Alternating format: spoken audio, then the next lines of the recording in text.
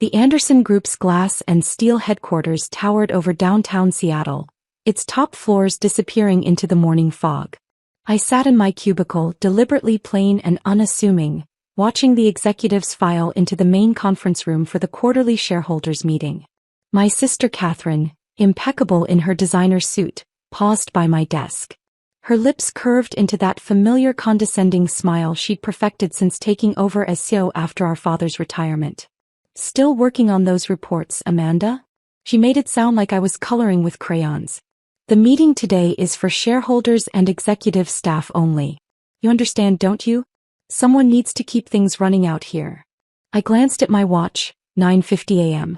In exactly 10 minutes, the law firm of Brighton and Associates would deliver the documents revealing that Phoenix Ventures, my carefully hidden investment company, now owned 51% of Anderson Group's shares. "Of course, Katherine," I replied quietly, turning back to my computer screen. "I'll just stay here and process invoices." She lingered, never able to resist a chance to remind me of my place. "You know, if you just finished business school like Dad wanted, you might be in there with us. But I suppose some people are just meant for simpler roles." What Katherine didn't know was that I had finished business school at night, while working my way up through various companies, learning every aspect of corporate operations from the ground up. While she was attending charity galas and collecting board positions through Dad's connections, I was building something real. My phone buzzed softly, a message from my lawyer. "Documents prepared. Team in position. Commence at 10 a.m. sharp." I typed back a single word: "Proceed." "Oh, and Amanda," Katherine added, already turning away, "we'll need coffee service in the boardroom. Make sure it's the premium blend this time, not that cheap stuff you ordered last month." I smiled, remembering how I'd deliberately ordered the cheap coffee, knowing it would give Katherine another excuse to highlight my incompetence.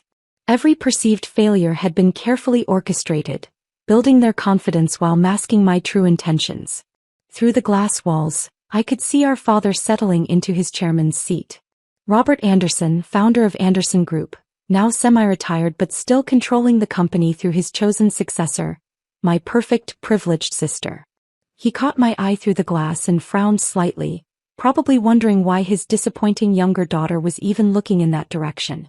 My other phone, the one they didn't know about, buzzed with updates from my real office at Phoenix Ventures. Stock purchases confirmed. Proxy votes secured. Board members quietly informed of the impending change in ownership. Everything was ready. I watched the final executives hurry into the boardroom, clutching their leather portfolios and tablets. My brother-in-law James, Katherine's husband and the company's CFO, shot me a smug look as he passed. Just last week at the family dinner, he'd made a point of discussing his new Ferrari while asking if I'd finally paid off my used Toyota. The Toyota, like everything else about my apparent mediocrity, was a carefully chosen prop. They had no idea about the collection of luxury cars in my private garage, or the penthouse overlooking the bay, or the fact that I'd been systematically buying up Anderson Group shares through various shell companies for the past 3 years. At 9:58 a.m., right on schedule, an elegant woman in a crisp suit walked past my desk, nodding slightly. Jessica Brighton, senior partner at Brighton and Associates, and the only person besides my lawyers who knew my true identity as the CEO of Phoenix Ventures. I stood up, straightening my intentionally modest dress, and followed her to the boardroom. Katherine's voice carried through the door as we approached. "Before we begin, I'm pleased to announce that Anderson Group stock has reached an all-time high. Our strategy of aggressive expansion." Jessica pushed open the door, interrupting Katherine mid-sentence. The room fell silent as every head turned to stare at the unexpected intrusion. "Ms. Anderson," Jessica began, addressing Katherine, "I apologize for the interruption, but I have some rather urgent documents that require immediate attention." Katherine's perfect smile faltered slightly. "We're in the middle of a shareholders meeting. Whatever it is can wait." "Actually," Jessica replied, opening her briefcase, "this pertains directly to the shareholders meeting. Specifically to the matter of majority ownership of Anderson Group." Dad leaned forward in his chair. "What are you talking about?" "The Anderson family holds majority ownership through our private shares. That situation," Jessica said calmly, "has recently changed." I stepped into the room, moving to stand beside Jessica. Katherine's eyes narrowed. "Amanda, I told you this meeting is private. And why aren't you in uniform if you're here to serve coffee? She's not here to serve coffee, Jessica announced, placing a thick folder on the conference table.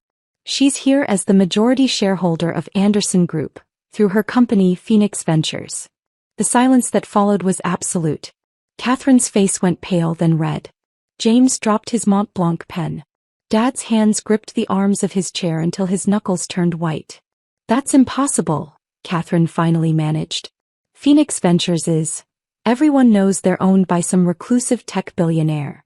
Actually, I said, speaking for the first time, Phoenix Ventures is owned by me.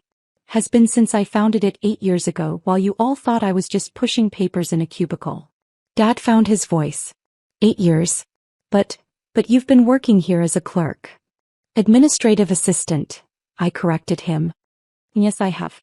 Learning every aspect of this company's operations while building my own empire on the side. Did you never wonder why I stayed in such a modest position? Why I seemed content to let Katherine run everything? This is ridiculous, Katherine snapped, but her voice trembled slightly. Show me proof. Jessica began distributing documents to each board member. Full documentation of share purchases, voting rights, and transfer of ownership. As of 9 a.m. this morning, Phoenix Ventures owns 51% of Anderson Group's outstanding shares. I moved to the head of the table, taking the seat that had always been Katherine's. Now, shall we begin the real shareholders' meeting? The boardroom erupted into chaos. Katherine's perfectly manicured hands trembled as she flipped through the documents, her face growing paler with each page. James was frantically typing on his phone, probably trying to verify the stock transactions. The other board members whispered among themselves, shooting glances between me and my family. This can't be legal, Katherine finally declared, her voice shrill. Daddy, do something. Our father was still staring at me like he'd never seen me before. In a way he hadn't. For years he'd seen only what I wanted him to see. The quiet, underachieving daughter who couldn't match her sister's business acumen. The transactions are completely legal, Jessica confirmed, pulling out more documents. Every share purchase was properly recorded and registered.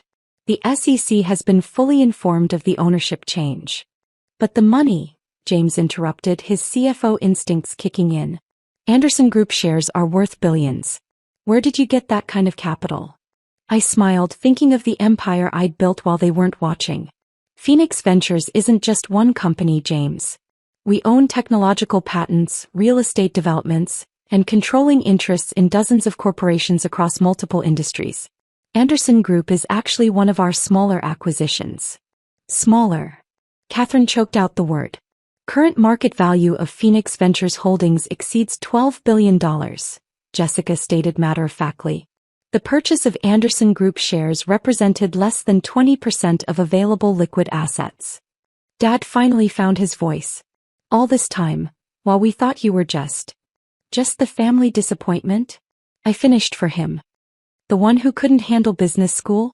The one who needed a simple job to keep her occupied. I turned to Katherine. How did you put it at last month's family dinner? At least Amanda knows her limitations. Katherine's face flushed. You deceived us. Played us for fools while secretly plotting to take over our company. Your company? I raised an eyebrow. You mean the company you inherited through Dad's connections? The one you've been running into the ground with your focus on short-term profits and flashy acquisitions. I pressed a button on the conference room console, and the wall screens came to life, displaying financial charts and data. Look familiar, James? These are the real numbers you've been trying to hide. The failing projects, the mounting debt, the questionable accounting practices. Did you really think nobody would notice? James slumped in his chair, his arrogance deflating. As CFO, he knew exactly what those numbers meant, and what they revealed about his management. We've had some temporary setbacks, Katherine protested, but her voice lacked conviction. Our latest quarterly report shows what you wanted it to show, I cut her off. But Phoenix Ventures forensic accountants found the truth. Would you like me to share their findings with the board? The other board members stirred uneasily. They knew what a forensic audit might reveal about their own complicity in Katherine and James's creative accounting. What do you want? Dad asked quietly. Money? Recognition? Your name on the building?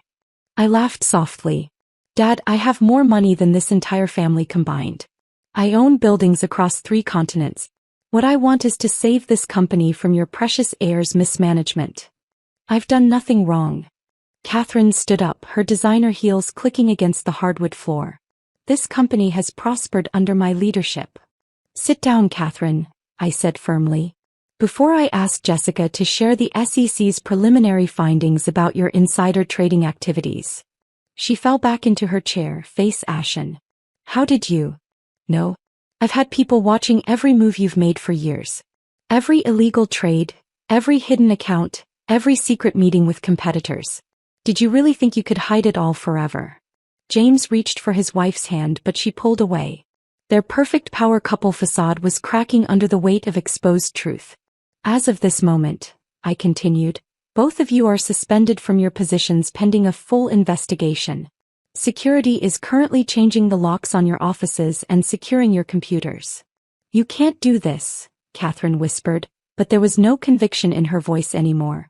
Actually, I can. As majority shareholder, I can do exactly what's needed to save this company from your mismanagement. I turned to the board members. Unless anyone else would like their personal financial dealings examined by our forensic team. The silence that followed was deafening. These men and women who had followed Katherine and James's lead without question, now sat like chastened schoolchildren. Amanda, Dad tried again, his voice taking on the persuasive tone he'd used throughout our childhood. Surely we can discuss this as a family.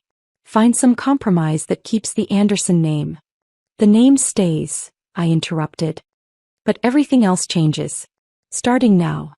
I nodded to Jessica, who began distributing another set of documents. These are the immediate changes to corporate governance. New board appointments, management restructuring, and a complete audit of all operations. Katherine grabbed the papers, her hands shaking. You're firing us? Your own family? No, Katherine. I'm saving this company from our family. From the nepotism, the corruption, and the entitled mismanagement that's been bleeding it dry. I stood up, looking each board member in the eye. You have a choice. Cooperate with the investigation and transition, or face the consequences of your actions.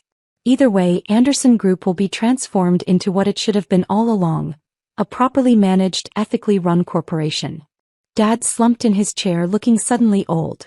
All these years, we thought we were the successful ones. I smiled, thinking of all the family dinners where they'd mocked my modest lifestyle, never suspecting that their apparent success was built on sand while I was quietly constructing an empire of steel. Success isn't about showing off wealth or flaunting power, Dad. It's about building something real, something lasting. Something you all forgot a long time ago.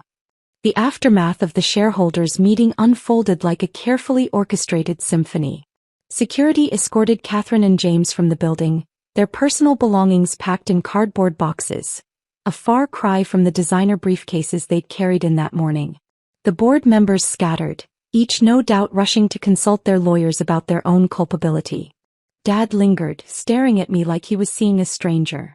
In many ways he was. Why, he finally asked. Why work in a cubicle all these years when you had all of this?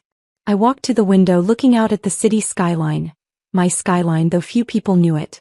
Remember when you told me I wasn't cut out for business? That I should find something more suitable for my abilities. He flinched at the memory. I was trying to protect you. The business world is harsh. No, I cut him off. You were protecting Katherine. Everything was always about protecting Katherine. The golden child, the perfect heir, the one who could do no wrong.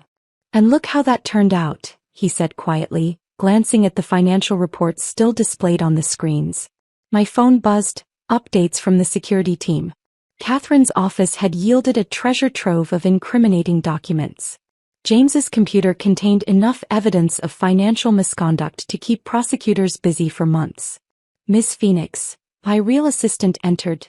Not the meek persona I'd played in my cubicle, but the sharp, capable woman who helped me run my empire. The press is gathering in the lobby. They've caught wind of the ownership change. Dad's head snapped up. Phoenix. You're really the Phoenix they've been writing about? The mysterious billionaire who's been revolutionizing corporate America. The very same, I smiled. Amazing what you can accomplish when no one's watching, or when they're too busy mocking you to notice. The next few hours were a whirlwind of activity. Press releases went out announcing the change in leadership. Stock prices fluctuated wildly as the market digested the news. My phone kept buzzing with messages from family members. First angry, then pleading, then desperate as the full scope of my takeover became clear. "Mom, darling, please call us. We need to understand what's happening. Katherine, you can't do this to me. I've worked too hard. James, the offshore accounts. Please, we can make a deal." I ignored them all, focusing instead on the task at hand, saving Anderson Group from the mess they'd made of it. By evening, the initial shock had worn off, replaced by the heavy reality of what came next. I sat in Katherine's former office, now mine, reviewing the preliminary audit reports. The damage was even worse than I'd suspected. A soft knock at the door interrupted my work. Dad stood there looking smaller somehow without his usual air of authority. "Security said I needed your permission to come up," he said, attempting a weak smile. "Standard protocol for suspended executives," I replied, not looking up from my reports. "Suspended? But I'm retired." "Semi-retired," I corrected him. "And still drawing a 7-figure salary while serving as chairman. A position you used to rubber stamp every questionable decision Katherine made." He sank into a chair across from me. I trusted her. She was so confident, so sure of herself. "No," I said firmly. "You didn't trust her. You favored her. There's a difference." "And you?" he asked quietly. "Did building all this make you happy? Prove us wrong." I finally looked up at him. "This isn't about proving you wrong, Dad. It's about proving myself right. Every time you dismissed my ideas, every time Katherine mocked my little job, every time Mom suggested I just find a rich husband like she did, I was building something real." "The press is calling you a corporate raider," he said.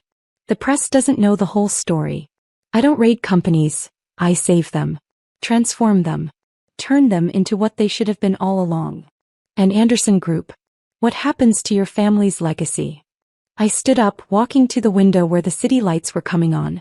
"The legacy stays. But it will be earned now, not inherited. Every position, every promotion, every decision will be based on merit, not family connections. Even Katherine's? Especially Katherine's. If she wants to stay with the company, she'll start at entry level. Learn the business properly from the ground up, like I did."